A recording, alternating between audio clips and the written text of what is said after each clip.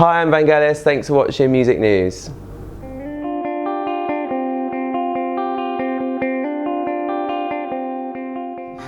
Vangelis, it's great to see you. How are you doing today? I'm good. How are you? Very well, thank you.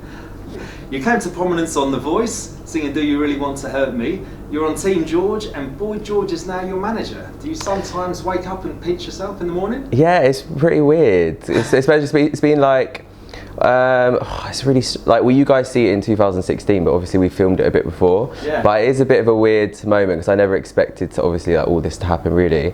I was just like auditioning for the show really and just trying to get through all the rounds. So yeah, it's been really good, and he's like, yeah, it's just been great to work with him and obviously do the show as well. So yeah, what was your plan initially? To be honest, my plan was like, I need to get into the final 12. That was my like goal. Well, the first thing you're like, I just want one turn, just get me through. So that was kind of my initial thing. And then I think as you're in the competition, you're like, right, I need to get into the lives. And then I think once I got into lives, like genuinely, I don't think anyone would say that they. Well, some people might say that, oh, I wanted to win, but like, obviously everyone wants to win, but I never thought about winning.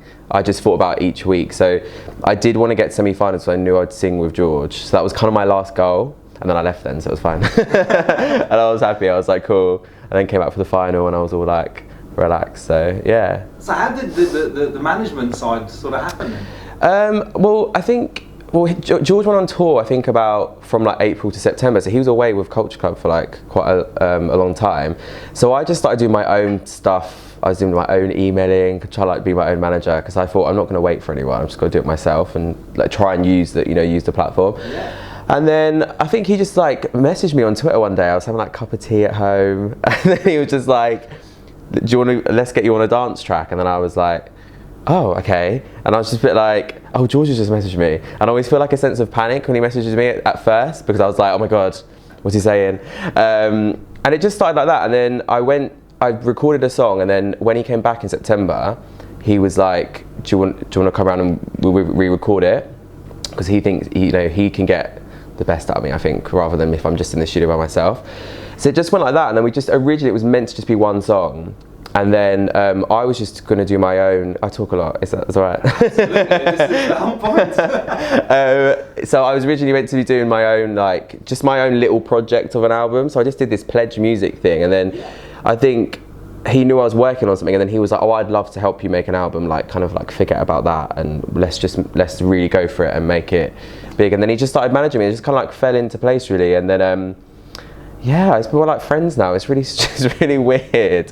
So my friends are a bit like, if I'm like, oh, I'm just going out with George, and then I always feel like I sound a bit like a bit of an idiot. But like, they're like, who's George? Like, Boy George. I don't really want to be like, I'm just going out with George. Do you know what I mean? It's a bit strange. I did see you out with Boy George at the YouTube when the showcase of them. Yeah. So it's really weird. Like sometimes people just message me like, oh, do you want to see Blondie tonight, or do you want to go into this show? And I'm like, yeah. So it's nice. I think that's important as well, to see each other outside the music stuff as well. So we do just like meet up, and like I'm working with a few of his friends as well, so that's quite cool. So when he's away, I'm like doing some stuff. Who are they? So John Femus, so he was kind of the musical director for Culture Club while they were on tour. There's another guy called Kevin Frost, and I did Sweet Dreams Retrophobia's Boy George and Roland Faber. So just all them lot really, and just normally when he's back I record at his house, which is a bit weird, but yeah. So Sweet Dreams, how did you settle on that track? Another 80s? Yeah, it was weird. Like we were just recording, and that was something that was literally done in probably like 15 minutes. It was like a last minute. Oh, do you want to just try this? I have this old track. I think Roland had it, and then I just recorded it. Didn't really think, and you just do something quickly, and then I didn't really think anything of it, and then. I think normally what they do is record some vocals, and then they kind of build another track around my voice. So that's kind of how that happened. It was just an old track that the producer had, and he was like, at Boy George's house. Yeah, so it was just, he already had the track from years ago, and then he was like, oh, do you want to just try it now? Because I knew the song, and I was like, yeah. And it was just really done really quickly. So I was like, yeah, I was quite pleased with it. So yeah, it's quite weird. I mean, now are you writing your own stuff as well? Yeah. So I mean, the Sweet Dreams is, that's why we wanted to put it out as like Retrophobia featuring me, because it's kind of like, not my like first single, but it's still like kind of reintroducing me a bit and being like, I'm still here. Was Retrophobia almost sort of, came in inception for this project? Yeah, it was weird because like George works, he's done a lot of tracks of like under the Retro, it's him and Roland who work together on it. So they've done a lot of tracks, but and I think they were just looking for like a singer to like try out some things. So it was kind of worked like that. So he sent me a lot of like original stuff as well to try and write over. But obviously me and George both have, you know, we don't always agree on stuff as well. It's not always like, yeah, let me do that. So there's always kind of a battle of, you know, stuff. Not really a battle, because normally I'm just like, yeah, okay, cool. He's quite a strong-willed man, I'd say. Yeah, he is. Like, we did a writing session at John Femus's house, and I feel like I think I was being a bit like like a bit reserved, and he was like, you need to just say, he goes, I know I can be intimidating, but you need to say what you want, because like otherwise you won't get your ideas out there. So after that I was like, right, I think we should do this, I think we should change this. But at the same time there's a level of like respect for him where I'm like, well, I trust him, and like, you know, like look what he's done kind of thing. So it's kind of, I have to let him take the lead as well. But I don't mind that, because his ideas are really good anyway, and he's a great songwriter. So well, he's been done it. I mean, he's put his name to the project. That you can only press that on. Yeah.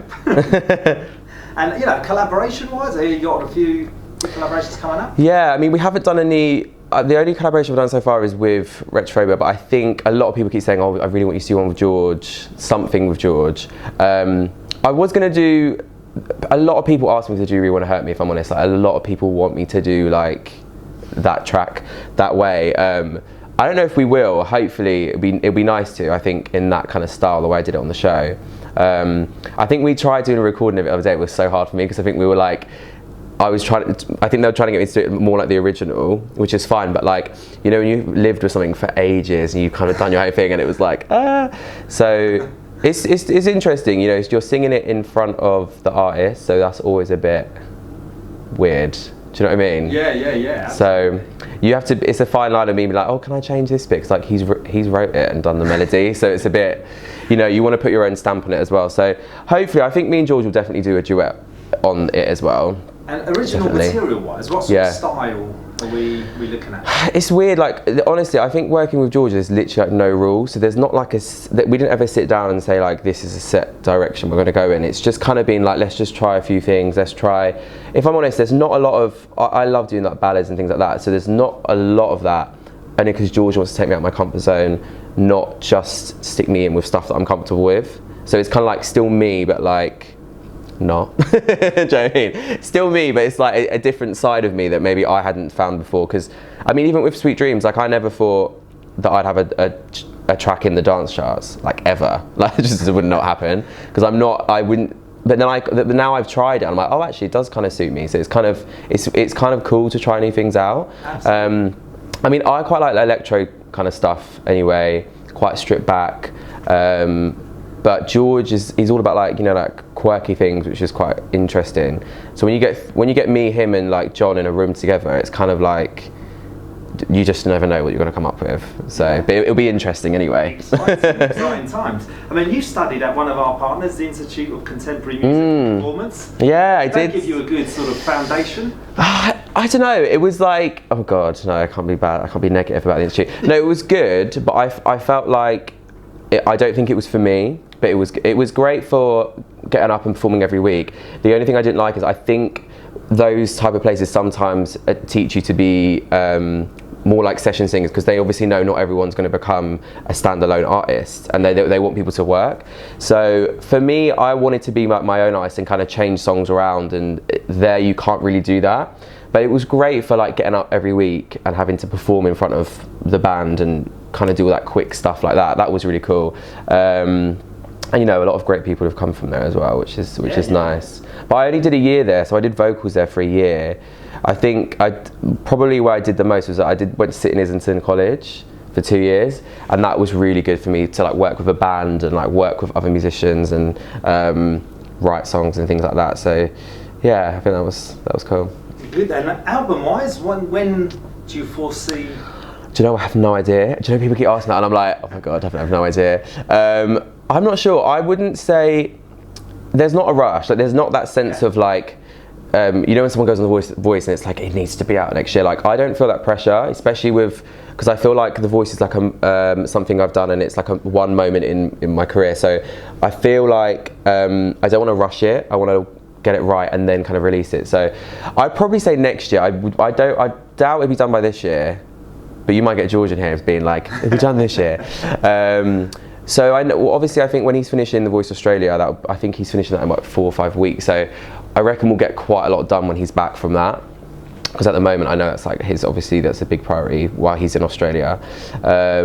So yeah, I would say next year, I think. In terms of finished songs, do you know how many are we talking? What sort of collection? There's probably like, I don't know, there's probably like 3 or 4. But it's one of those things where like we're just literally writing and having songs, but it's not like, oh, this is definitely going to be on the album type thing. So I would rather just write like 50 songs and then be like, right, let's pick the best kind of 8 to 10 or whatever. And you always get, especially with George, it's like, you're always going to get something that I might be like, oh, I really like this. Or he might be like, oh, I'm not sure about this. Or I'm such a perfectionist that sometimes he has to be like, we're not re-recording that. Like with Sweet Dreams, I was like, oh, maybe we should do it again.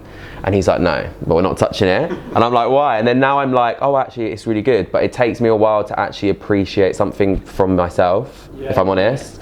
So I think he can get a bit like, you're crazy. Like, I have to stop you. Like, so, yeah. Right, who are you listening to these days?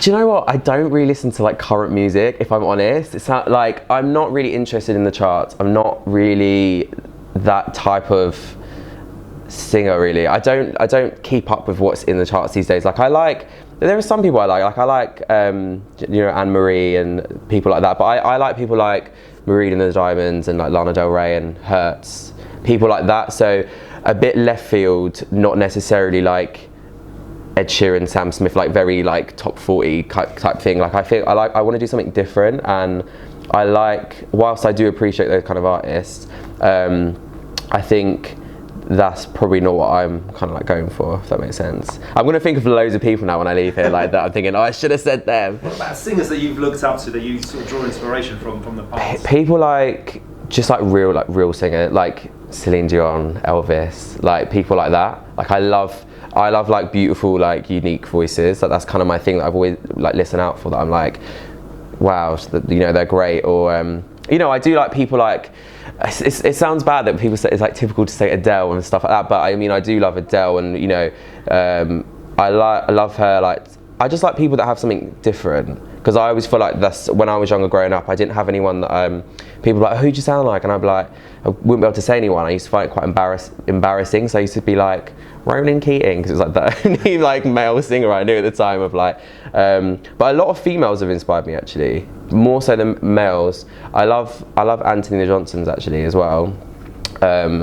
So that's actually a song I did for the producer rounds on The Voice that actually got me onto the show as well. So yeah, quite obscure. So I quite like obscure things and quite a bit left field, a bit different. Yeah.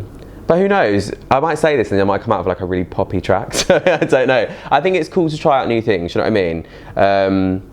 Yeah. And when were you bitten by the musical bug? Really young. Really. I think because I was really shy when I was like younger. So I think I was like 4. I went to like a choir when I was 4, and my mum, we had to audition to get in, and my mum was like, she was thinking, oh, he's not going to get in because I was too shy, and I sang, and then the guy was like, oh, he's got perfect pitch, like he's great, and my mum was like, really? Like, oh, that's weird. It took a while to like get up and actually start performing properly. Like I remember watching people and being like, oh, I'd love to do that, but I'd always have it in me, and like I'd always watch my friends get up and sing and I would never sing. It's interesting the way that happens. I feel like that happens a lot with performers. It's not necessarily the ones you think are going to become performers that actually do.